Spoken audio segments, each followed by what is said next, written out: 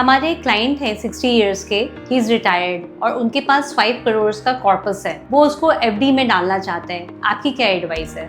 देखिए उनके पास बेसिकली तो एफडी में डालना चाहते हैं, इसका मतलब कंजर्वेटिव क्लाइंट है, वो स्टॉक मार्केट का रिस्क नहीं लेना चाहते। तो उनके पास दो ऑप्शन है, एफडी में आप इन्वेस्ट करें 7% के हिसाब से, या फिर डेट म्यूचुअल में फंड में करें जिसमें हम अज्यूम करते हैं 7% रिटर्न मिलेगा, राइट? तो उनका अगर 7% रिटर्न मिल रहा है 5 करोड़ में, इसका मतलब एनुअली उनको 35 लाख रुपए इंटरेस्ट मिलेगा। तो हम 35 लाख का यहाँ से मंथली विड्रॉल भी करेंगे, एसडब्ल्यू भी करेंगे, सो दैट हम कंपैरिजन कर सकते हैं, राइट? तो मंथली पे आउट होगा करीब 2.92 लैक्स दोनों केस में, राइट? एनुअल पे आउट होगा 35 लैक्स, राइट? और रिपेमेंट पीरियड अज्यूमिंग कि वो 25 साल तक उनका रिटायरमेंट पीरियड चलेगा, दोनों केस में सेम रहेगा, राइट? तो corpus left at the end of 25 years will be same 5 crore in both the case. Annual tax इनका हो जाएगा जो न्यू टैक्स रेजिम के हिसाब से हो जाएगा करीब 6.55 लैक्स पर एनम, क्योंकि full interest will be taxable in the case of FD. और टोटल टैक्स एफडी के ऑप्शन में हो जाएगा 1.64 crore. Now coming to the tax, the main difference is tax when you invest in debt mutual fund. यहाँ पे 6 साल तक इनको जीरो टैक्स लगेगा।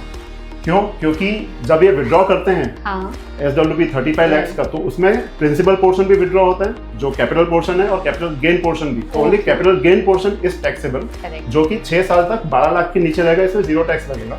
उसके बाद 7 से लेके 25 साल तक उनको करीब 54 lakhs का टैक्स लगेगा total. So you can see the difference in tax saving. It is around 1.1 crores, 1.10 crores, जो वो यहाँ पर सिर्फ टैक्स के जरिए सेव करेंगे, राइट? अब ये तो सिर्फ टैक्स सेविंग हुआ 7% अज्यूम करके, लेकिन अगर यही केस में सपोज सेकंड सिनेरियो लेता हूँ जहाँ 7% एफडी में मिल रहा है, लेकिन डेट में वो 8% उनको मिल रहा है, because they have done a well diversified date mutual fund portfolio. इस केस में सिनेरियो काफी चेंज हो जाता है।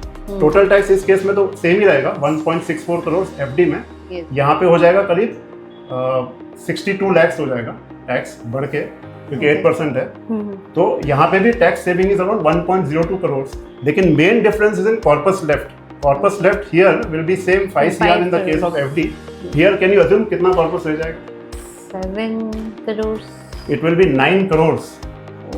So apart from tax saving, he will be also saving on the corpus of 4 crores. तो total 5.02 crores की net saving हो जाएगी in the case of debt MF earning 8% return. Okay, thank you.